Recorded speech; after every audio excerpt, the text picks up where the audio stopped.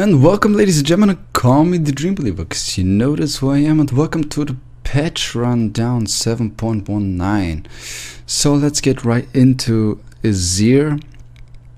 Just sorry that I'm a bit late with the patch notes, but I forgot that we have a new patch, so completely failed it, but never mind, let's get into it. Azir. Well, Azir has kept a lot of his old spirit. He's still able to, well, I mean, what's this? Such a long list.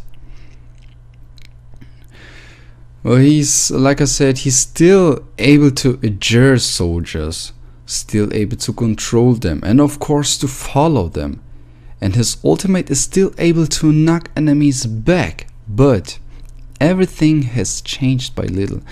So his base health and base movement, well, I didn't felt it that much. I played just against one Azir, and he was pretty strong from my point of view.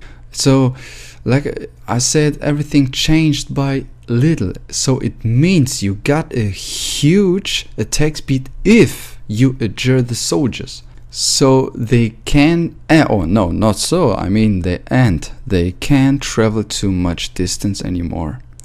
But for that, you gotta trade for that. So because they can travel again this huge distance, they changed the shield from the E a little bit. That means you got already the shield while you dashing. So if you activate your E to dash to your soldiers, you already have the shield.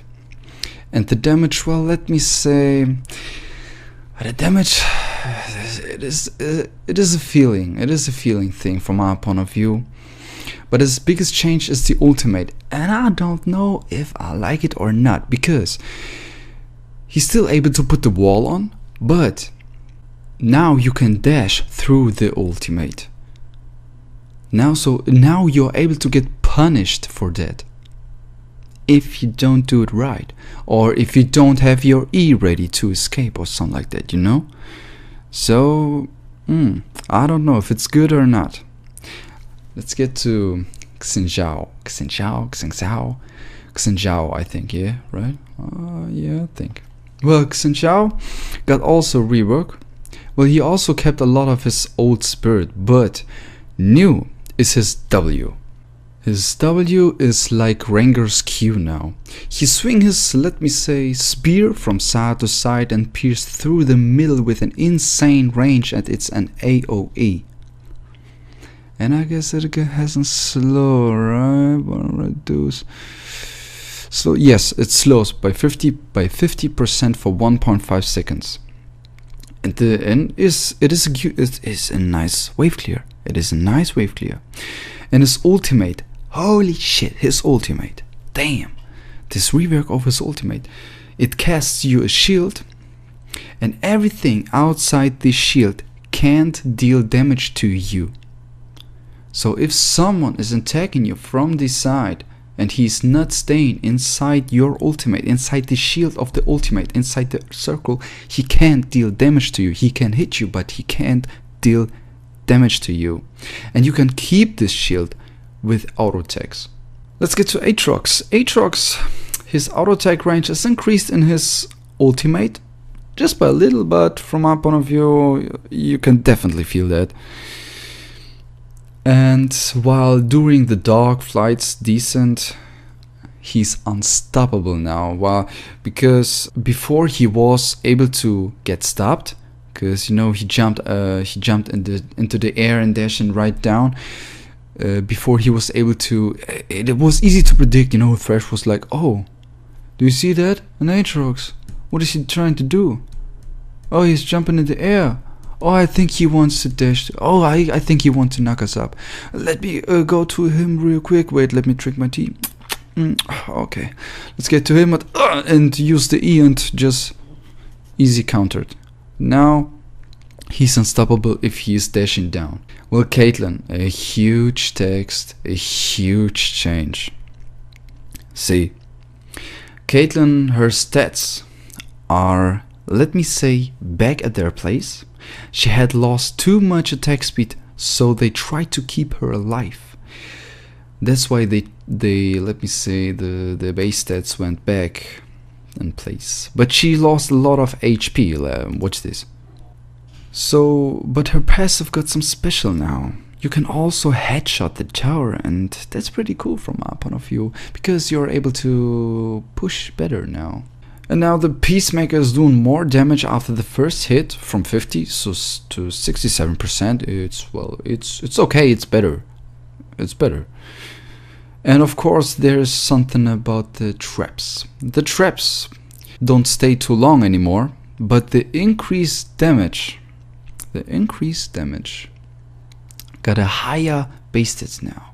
It is counting with increased AD and not your whole AD. It is counting with increased AD. That means items are good. You items plus Caitlyn are sexy good. You know, Caitlyn plus items are awesome. Awesome. So now she's working better with items. Not only items. Let me say it different. Now she's working better with bonus AD. So the base damage is increased from 10 to 40, so that's okay. Let's get to Jenna. Well, Jenna, let me say it in a short way. Jenna's base stats are lost but also won. Less AD, more auto attack range. And she has increased auto attack that depends on her movement speed. But she has insane. So, but the bad thing about this, everything, where is it? There. So what I was saying, the last thing is her E. She has an insane cooldown on the E, on her E now, from 10 at all ranks to 18 at first level, and it's going down to 10 if you put points inside. So let me say the hyper players that were playing Jenna's because she was hyped as fuck are not able to play her so good anymore. Now the Jenna aggressive mains gonna get, let me say, gifted. From my point of view, it is a gift for the aggressive Jenna players, because with the well, her Q is her Q is faster, and her W, well, W, to be honest, I'm not sure about that. I'm not really sure about that. But the main change is to work with the auto attacks. That's what I want to say. The aggressive Jenna plays that poke you with auto attacks because of the on-hit damage. So let's get some Malphite. It is just a small thing, but what you get from it is huge. Malphite, his passive is increased with his W. That means that while having the shield, you get a better percentage bonus on his armor. This is 3 times better, and that means that your armor get doubled. Similar to it's similar to Seju's passive, but oh no, wait, let me say one thing before that. It means in late game you have 10% from your Malphite's maximum HP. You got 900 armor. So, and this is similar to Seju's HP, or similar to Seju's passive, but Seju's passive is a little bit differently, because Seju, she lost her crazy bonus resistance when she get damaged. Malphite, only if you lose your shield, and that means in League of Legends, you know how it works with shields. If you get a shield and it's counting as working HP, so imagine there's a Malphite running at you, ulting at you with 900 armor, and a Jenna is shielding him. So guess what? First of all, you have to destroy this shield, and then to destroy the other shield, and then the team just thinking, hey, what the fuck is going on? I mean, that's crazy. Orianna, just small things, not that important for me. But Ornn, again buffed? I don't get it. They buffed him again. I just don't get it. Mana, they lowered the mana cost at all ranks. The E mana just went down too. What is it? The base mana went up. I'm not sure. He's so crazy OP. I'm expecting a huge nerf for him. I mean, he's really a good tank. I mean, he has everything, and the good playmakers with him are able to do crazy things with him. I just played him, like I said, one time, and he was insane.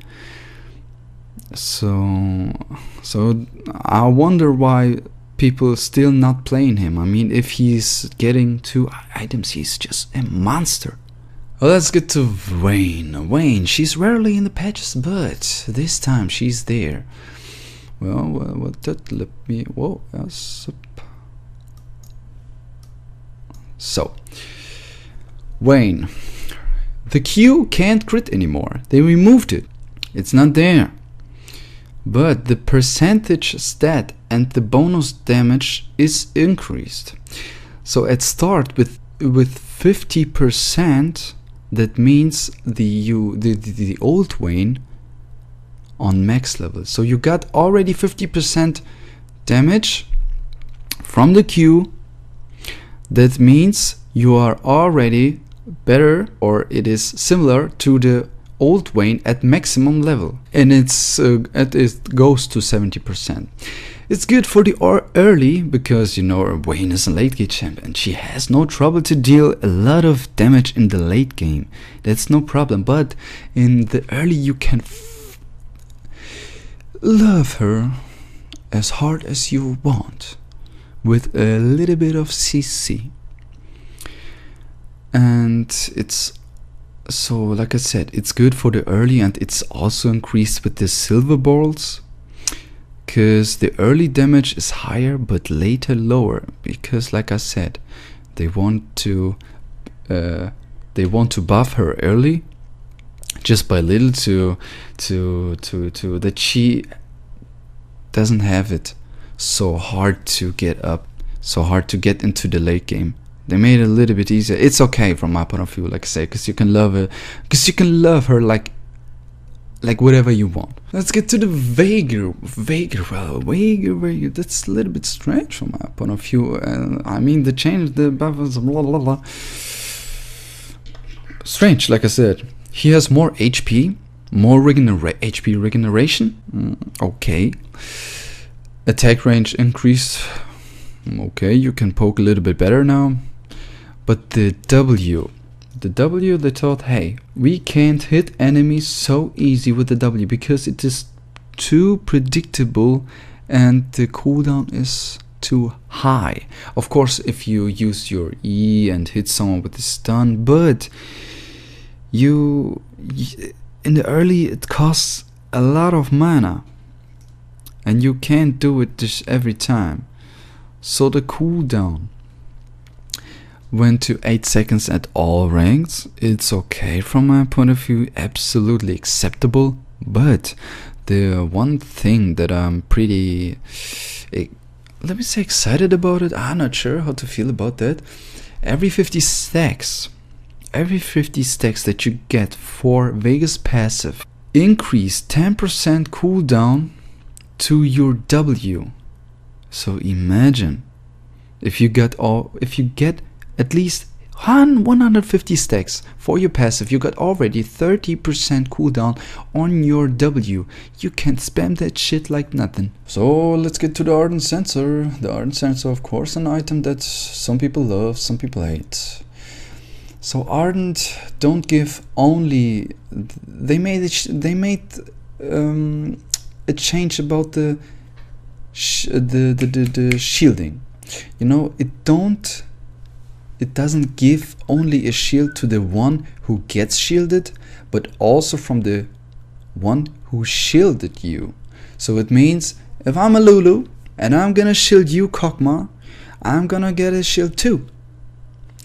But for that they removed the healing, and because of that they increased the base stats again to solid 35% attack speed, and the on-hit damage also increased with level. So you can't buy this item anyway. You can't buy this item you can't buy this as a first item. I mean in low level. You can't buy this with a low level. You just when do you get it? With level 9, something like that. So when you buy it, you are already from the stats are better than the old Ardent Sensor. So, but like I said, they removed the healing. That means, let me say, like for Kog'Maws, they said, hey, I don't care about the little healing.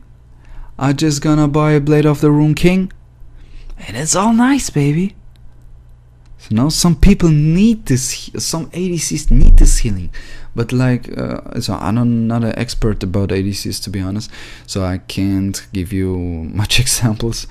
But as far as I know, especially Kog'Maw, that doesn't touch him so much. He said, hey, I got more attack speed for that. I don't care about that. I'm working with the attack speed. I'm gonna destroy you all. So that's nice for him. So well, the Bramble Vest, just a little bit, the costs went a little bit higher. The damage reflection went by 5 down. I don't know if I will able to feel it. Well, like the armor went by 5 up. Okay. Spell shit duration by the Edge of Night went by 2 seconds up, and the active cooldown was by 5 seconds down. It's okay. It's I like it that you can activate the shield every 40 seconds. It's okay, but I'm not sure if you should be able to lower the cooldown more. I don't know. I just use this item only when I play like some Pantheon Ranger or something like that. And the glory, they okay, absolutely okay. They increase the costs. It's okay. So in the Zeeks, well, the Zeeks get buffed. It's cheaper now, and it's okay. But I think that people still don't really know how to use it very good. So, and the damage increased. But the damage just increased. It's okay, like I said, it's okay. So, ladies and gentlemen, that was it already. I hope you enjoyed it. If you want to see more of this or something like that, how about a subscribe and don't leave anything out. And as always, remember, dreams come true. So what you to do? Just believe in you. Have a nice day.